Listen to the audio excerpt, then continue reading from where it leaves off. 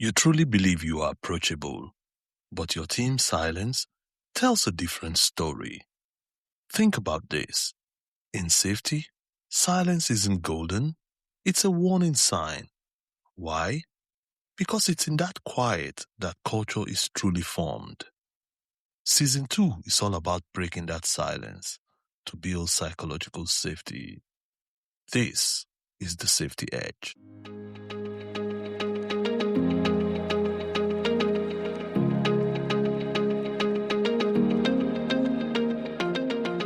Welcome back to the Safety Edge podcast, where safety leaders sharpen their edge. I'm Charles Edgar, your safety leadership coach. In this podcast, we explore the real dilemmas safety leaders face on site and in the workplace. Not textbook examples, not perfect scenarios, but the challenging, uncomfortable human moments when there is no obvious right answer and the pressure is real. And in each episode, we unpack one real-world leadership dilemma and explore how adopting a coaching mindset can make the difference. Not by controlling people, but by sharpening how we think, listen, and lead. As we continue our focus on voice, silence, and psychological safety, today's episode is going to be different. Because the dilemma doesn't sit out there with the workforce or with difficult leaders. It sits right here with you, a capable, well-intentioned safety manager who genuinely believes they are doing the right thing. But unknown to you, silence is brewing underneath.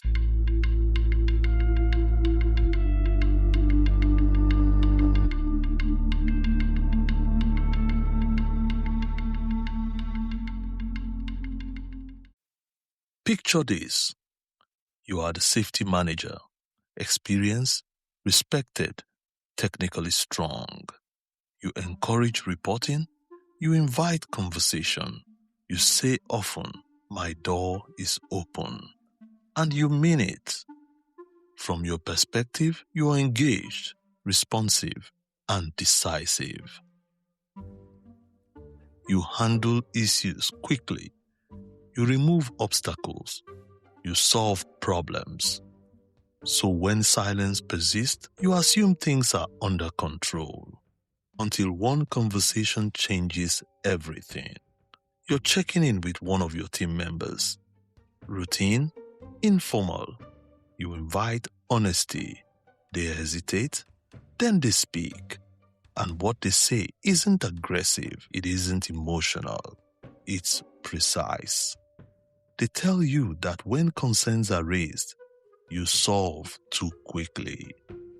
That unfinished thoughts don't survive your efficiency. That people feel they need answers, not questions, before speaking. And in that moment, you realize something uncomfortable. The silence wasn't resistance, it was adaptation. And now, quietly, and without intending to, you're in a dilemma.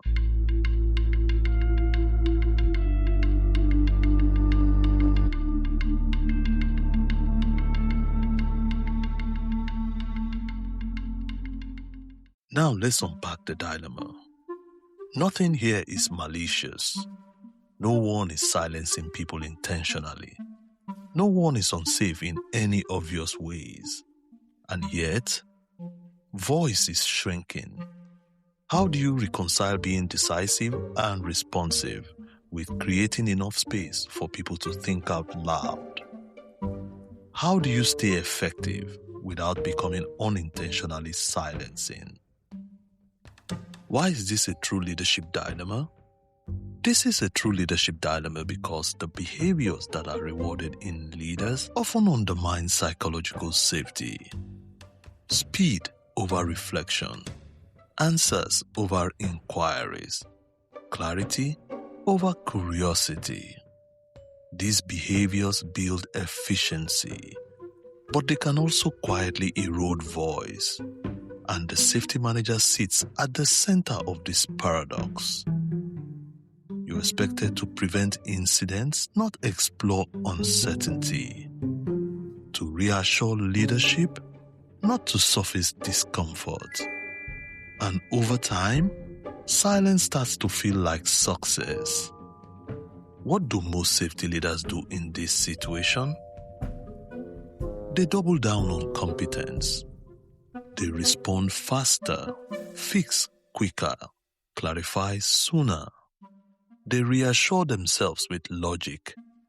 If there was an issue, someone would tell me. And unintentionally, they teach the team something dangerous, that only polished concerns are welcome, that half-informed risks are noise, that silence is safer than speculation. Now let's unpack a scene from a conversation between the safety manager and the team member.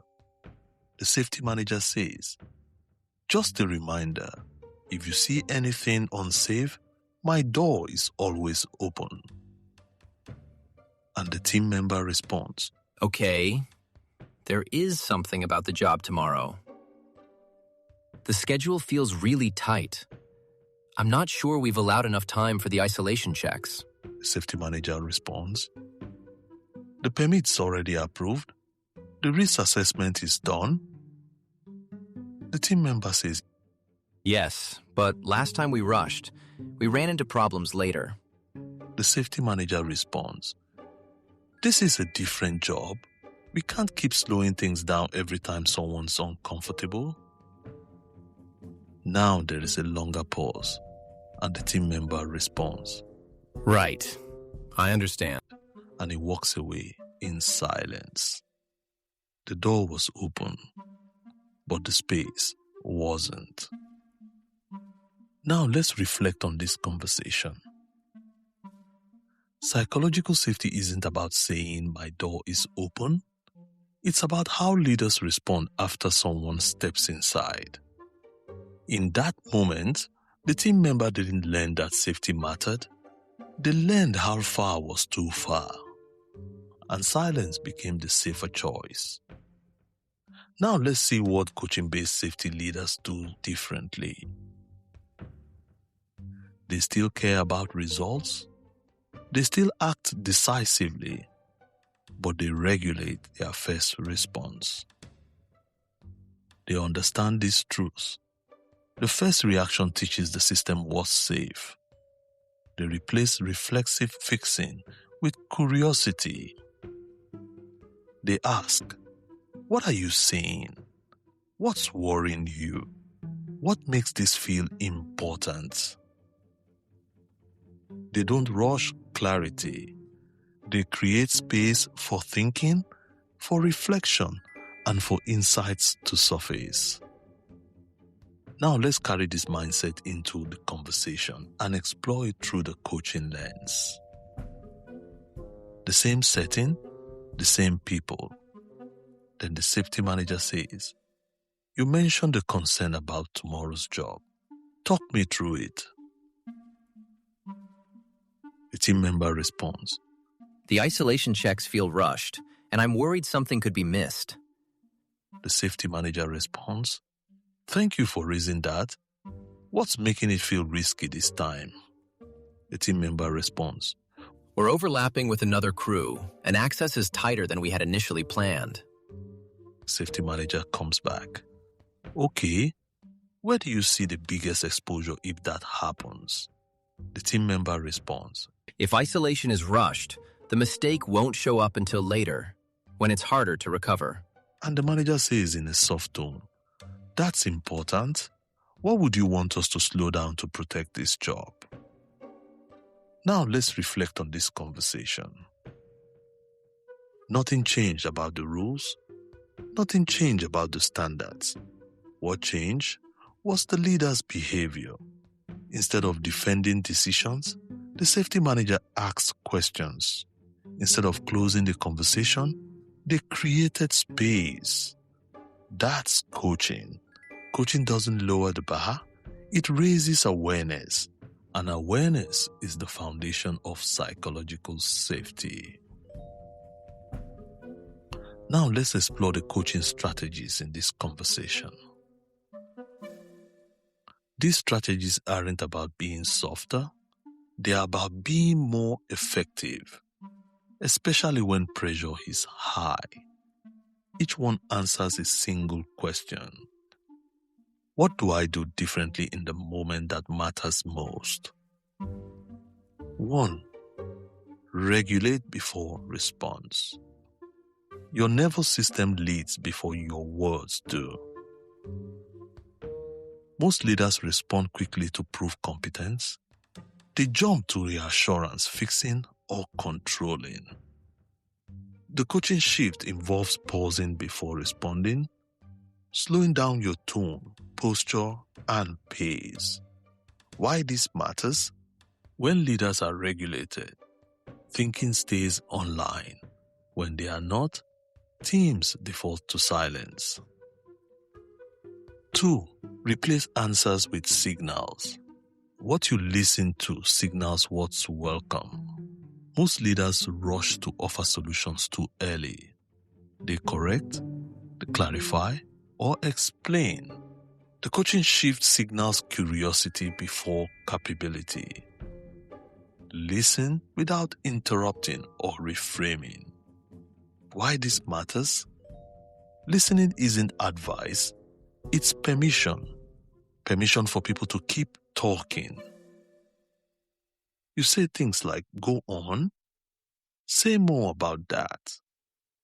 And that way, you help your team member to open up and invite thinking. 3. Shift from solving to surfacing. Prevention lives in early, messy information. Most leaders like to wait for concerns to be fully formed. They tend to dismiss gut feelings or uncertainty. In the coaching shift, you treat uncertainty as data. By the time issues are clear, options are limited. Surfacing early protects the system. Example of a practical prompt could be, what feels unclear or unfinished right now? 4. Acknowledge impact without defensiveness. Intent doesn't cancel impact. Most leaders rush to defend their intention and explain why they reacted the way they did. And with a coaching shift, you acknowledge how your response landed and take ownership without self-criticism. Why this matters? Ownership restores trust faster than justification. A practical prompt you could use is, I can see how my response shut that down. That wasn't my intention, but I own the impact. 5. Model the culture you want. Your reaction becomes the system's reflexes. Most leaders talk about culture and hope behavior follows. With a coaching shift, leaders model curiosity under pressure and reward speaking up even when it's inconvenient. Why this matters? Teams don't follow values, they follow behavior. And a practical prompt you can use could be, thank you for raising that, even if we don't have an answer yet. These aren't communication techniques, they are leadership behaviors. And over time, they answer a critical question for every team. Is it safer to speak or to stay silent? Because whatever leaders make safer gets repeated. Here are the key insights to take away with you from this episode. Silence doesn't always come from fear. Often it comes from efficiency. When leaders move fast, fix quickly, and stay solution-focused, teams learn there's no time for uncertainty. Second, open doors don't guarantee open conversations. What matters isn't access. It's what happens after someone speaks. Third, psychological safety is built in the first response. That initial reaction teaches people whether to keep going or to pull back. Fourth, leaders must be safe for uncertainty, not just solutions, because early concerns are rarely clear. They are messy, incomplete, and incredibly valuable. And finally, culture doesn't shift because leaders talk about it. It shifts when leaders slow down under pressure and choose curiosity over control. Sometimes leadership growth doesn't come from learning something new. It comes from seeing yourself clearly and realizing that the door was open, but the space inside needed work. That awareness, that humility, that moment of recognition, that's where real safety begins. That is the edge.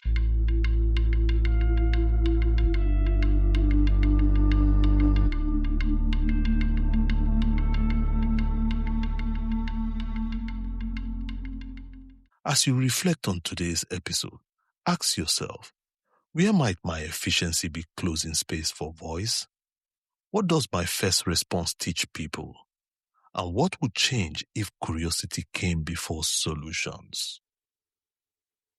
If this episode resonated with you, share it with a leader who cares deeply but might not see this yet. While here, make sure to follow and subscribe to the podcast so you never miss an episode. And don't forget to invite a friend or colleague to listen along with you. Thank you for joining me for this episode of the Safety Edge podcast.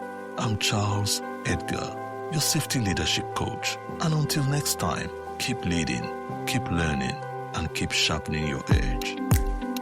Bye for now. Brought to you by the Safety Edge platform, an independent leadership and safety learning platform, building leadership capacity, one conversation at a time. Find us wherever you get your podcasts